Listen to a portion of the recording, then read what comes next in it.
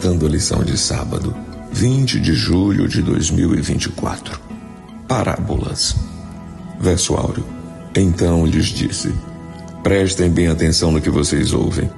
Com a medida que vocês tiverem medido, vocês serão medidos, e mais ainda lhes será acrescentado.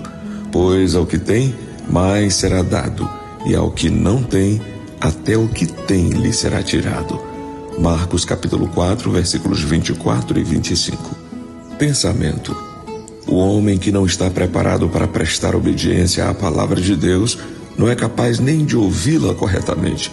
Por isso, as parábolas tornam-se janelas para algumas pessoas e muros para outras. Introdução. O ensino mais didático de Jesus.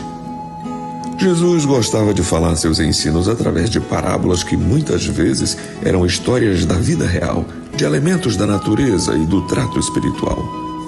Os estudiosos dos evangelhos concluíram que Jesus usou parábolas em seus ensinamentos com o propósito de facilitar o processo de entendimento de todos que o ouviam.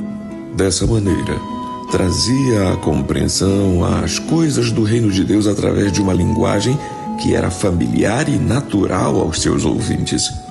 Hoje, muitas histórias e fatos reais da vida nos servem de parábolas para nos ensinar lições. Havia um pastor que gostava de contar parábolas no culto, e uma delas era sobre formigas. Um dia ele contou que, de repente, no meio do culto, na igreja, ele sentiu umas formiguinhas andando pelo seu braço. Percebeu que a esposa estava incomodada, passando também a mão nos seus braços. Mais formigas. Era impossível dar ao culto a atenção necessária e, ao mesmo tempo, catar formigas. A esposa abriu a bolsa e lá estava a explicação para o mistério. As formiguinhas penetraram na sua bolsa em casa e descobriram um pacote de balas de mel. Ela não contava com isto e acabou levando as formigas na bolsa para a igreja, que decidiram sair do esconderijo bem na hora do culto. Dessa vez, eram inocentes formiguinhas que lhe tiraram a atenção do culto, e eles nada aproveitaram do que se passou naquela manhã. Diante disso, ele fez uma aplicação dizendo: irmãos, essas formigas podem ser uma parábola viva, pois quantas vezes levamos na bolsa e também na cabeça e no coração enormes tanajuras que nos impedem de participar dos cultos e de adorar a Deus corretamente. Brinquedos de crianças, celular e até relógios digitais se enquadram como formiguinhas que nos roubam a atenção daquilo que precisamos ouvir. Deus nos livre desses empecilhos.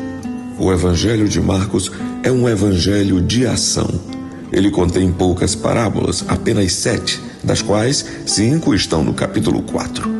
As outras 2 são a parábola dos lavradores maus, que está em Marcos 12, de 1 a 12, e a parábola da figueira que brota, que está em Marcos capítulo 13, do versículo 28 ao 37.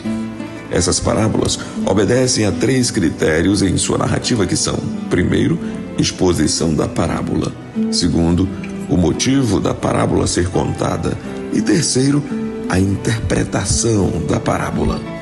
Podemos ver no livro de Marcos que Jesus arrumou tempo para contar parábolas que ensinam os propósitos do reino de Deus. Na parábola do semeador, mostrou uma imagem do mundo rural e o cuidado de fazer com que todos tomem para si aquelas verdades eternas.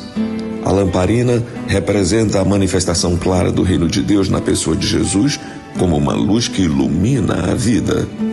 Essas e outras imagens, como a parábola da medida ou a parábola do grão de mostarda que cresce muito, mostram a beleza e a força transformadora das boas novas que veio aos homens através da presença de Jesus, e o reino de Deus, que veio para ficar desde o nascimento de Jesus até que a nova terra seja entregue aos salvos.